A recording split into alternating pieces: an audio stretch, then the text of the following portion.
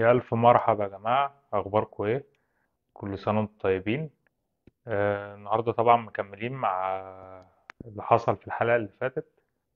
وهو البياع الجديد اللي لسه ما يعرفش أي حاجة عن أي حاجة ولسه بنعلمه.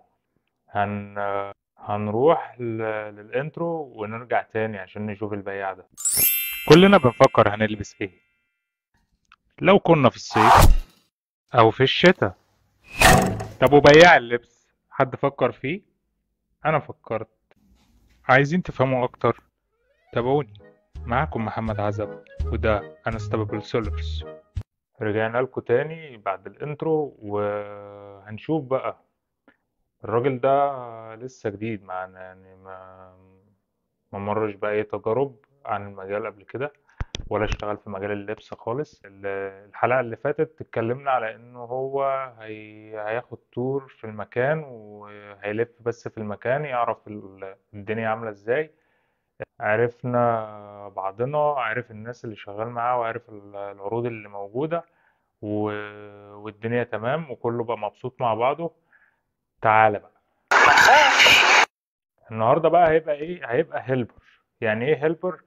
يعني هيلبر بقى بمعنى ان هو هيساعد السيلر اللي هو الأقدم منه في ان هو مثلا يتعرف على الموديلات اكتر بس بشكل عملي. يجيب المقاس للعميل مع السيلر اللي هو الأقدم منه. طبعا هيبقى عنده اكسبيرينس أكتر ويبقى عنده خبرة أكتر منه، فبطبيعة الحال هيقدر إن هو يعلمه بشكل عملي.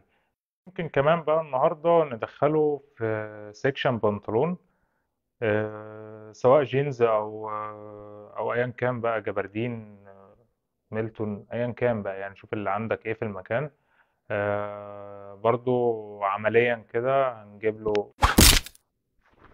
ممكن يطبقوا كده او كده. طبعا حضراتكم اساتذه وعارفين يعني. تابعونا بقى وشير وكومنت والحاجات الحلوه دي ولايكات على قد ما تقدروا، وتصبحوا على خير. سلام.